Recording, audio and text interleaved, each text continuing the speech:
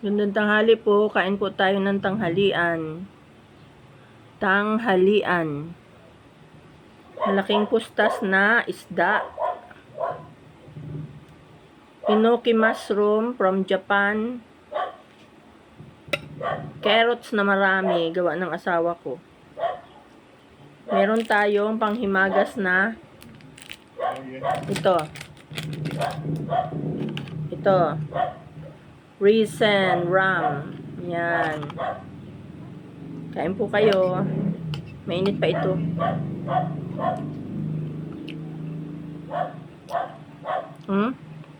Enoki mushroom. Galing yan sa Japan.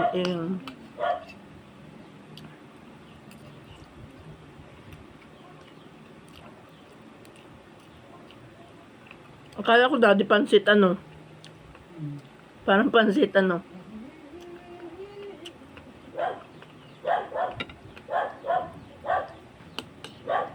Sarap ng lasa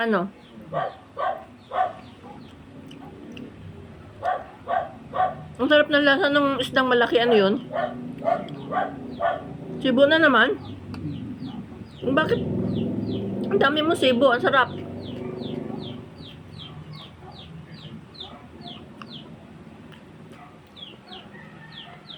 Bumili ka kahapon? Nakalagay sa rep? Ang laki sarap. Ang laki po ng binili asawa ko sibo. Ilang araw na ito, ang dami daw po.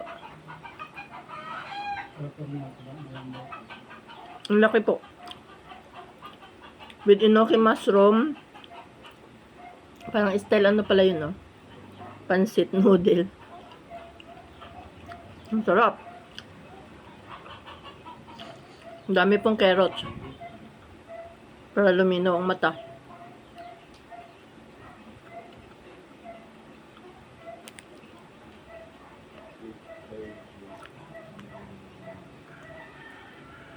Pero namusubag ang katawan.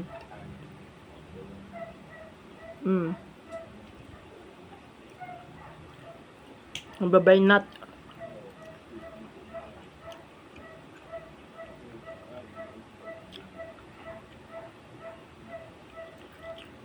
Ulit po yung trangkaso. Pinakain ng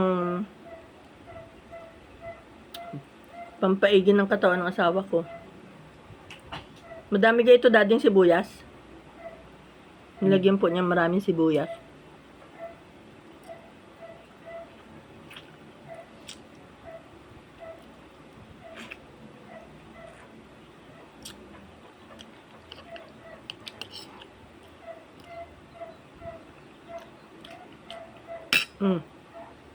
Ang buhok.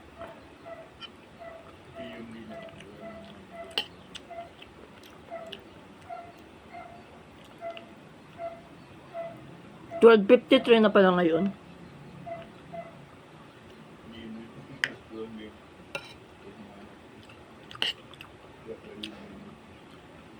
Ang harap po ng sabaw.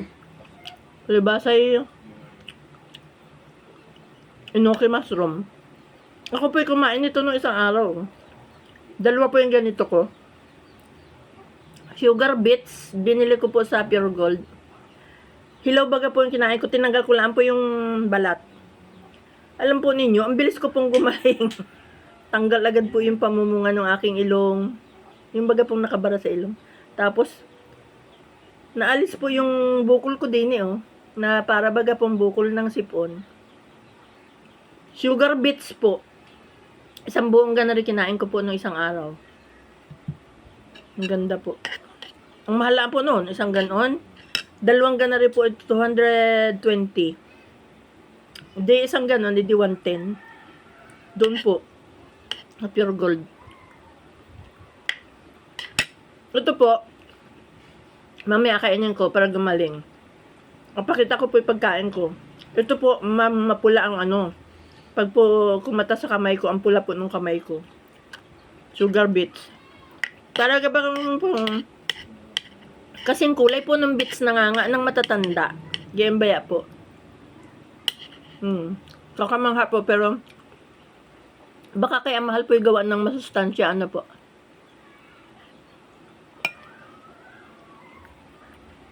Medyo rin ba pong sabi lang sa kasabihan, ang ipuno mo sa katawan mo ay pagkain at masustansyang pagkain, huwag ang mga gamot. Yun po ang kasabihan ay mahal ang gamot. Eh di kung mahal ang gamot, eh bumili ka na ng mahal na pagkain, hindi gaano po, para hindi ka magkasakit.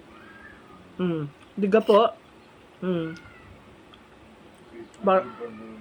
Para baga pong kasabihan yan ay para sa utak mo, para maging matalino ka kung anong piliin mo.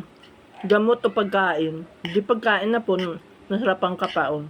Nasustansyahan ka pa. Kasi sa gamot na wala ka namang maibili. Kamahal. Kung mahal din lang ang magiging gamot mo eh. Kumain ka na ng mahal na pagkain. Hindi ka. Common sense.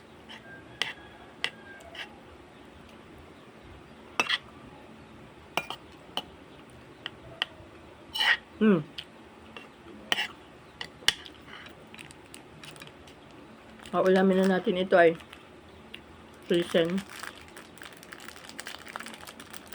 Maganda rin itong pampadumi.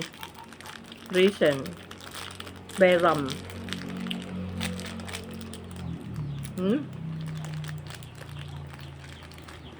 Ako po pinaglihin ni nanay sa sa prawns. Yung pong malalaking pasa.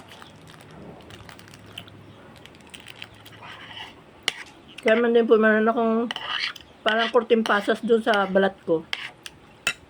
Malalaki. Ganun po ang kulay. So may paa. Saka din niya.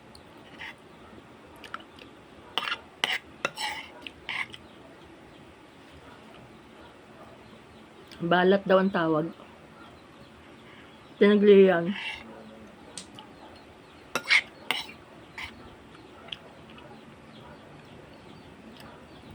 Takot akong bumalik ang sakit ko. Nahawahan ko na pati ang asawa ko ay nagkaroon na rin ng sipon, tubo. Nakaawa naman ito na siyang na gobyerno din eh.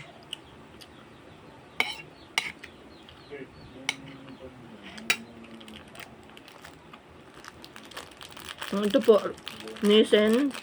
Raisin pa, Nissen. Ano na ako?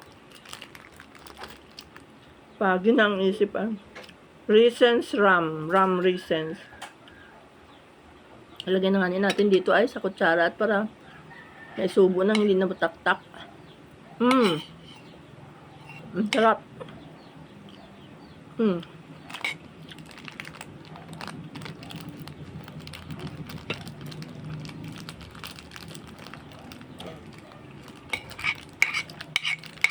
Mamaya po, manga-unboxing kita ng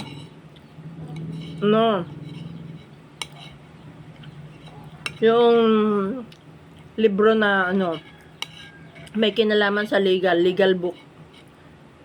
Thinking like a lawyer. Thinking to lawyer. Thinking like a lawyer. Pagbiya po matandaan na kakaiba na ay.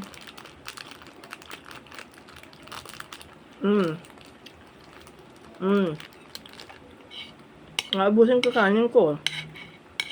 Ayaw ko ako yung natapon.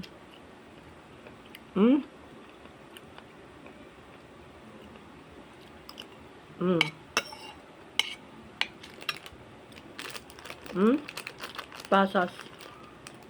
Ginawa akong ulam.